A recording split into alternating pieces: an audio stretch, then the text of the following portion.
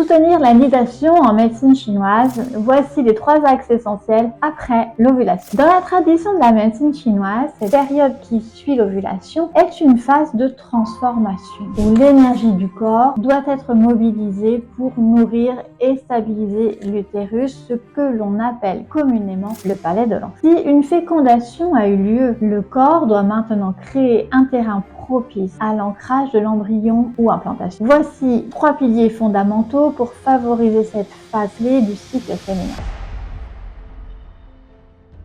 1. Apaiser le feu interne et soutenir le sang. La nidation requiert un environnement calme, libre d'agitation intérieure. En médecine chinoise, un excès de feu, souvent provoqué par le stress, les émotions contenues ou une alimentation déséquilibrée, peut assécher les liquides organiques et perturber l'esprit, empêchant l'énergie et le sang de bien circuler dans l'utérus. Mes recommandations: favoriser les aliments riches en oméga 3, poissons gras, graines de lin, noix, pour nourrir le sang et calmer l'inflammation. Réduire les excès de sucre, de plats industriels très épicés qui nourrissent le feu et la chaleur interne. Éviter les perturbateurs endocriniens qui perturbent l'équilibre du foie qui régit la circulation de l'énergie.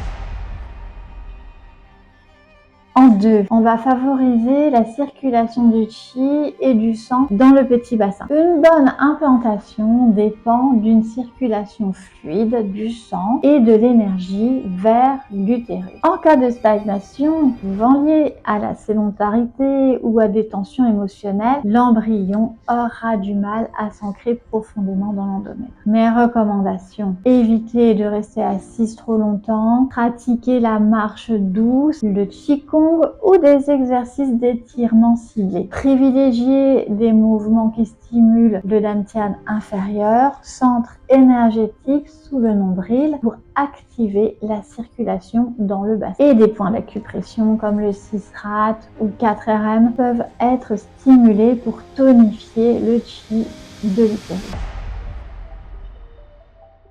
En 3, conserver la chaleur du yang dans le bas-ventre. La phase lutéale est dominée par l'énergie yang qui est responsable de réchauffer le corps et de couver le futur embryon. Si le yang est insuffisant, le corps reste froid, le sang circule mal et l'utérus devient un sol stérile. Mes recommandations: manger chaud, cuit et nourrissant comme des bouillons, des plats mijotés, ajouter de la cannelle et du gingembre doux. Garder les pieds, le bas du dos et le ventre couverts, éviter les bains froids, les jus crus et les environnements humides. En résumé, soutenir la nidation, c'est nourrir le sang, activer l'énergie et conserver la chaleur du yang. En suivant ces principes, vous créez une enveloppe harmonieuse, douce et stable, propice à la vie. Si cette vidéo vous a plu ou vous a aidé, n'hésitez pas à liker et partager ou cliquer dans le lien dans ma bio pour aller plus loin.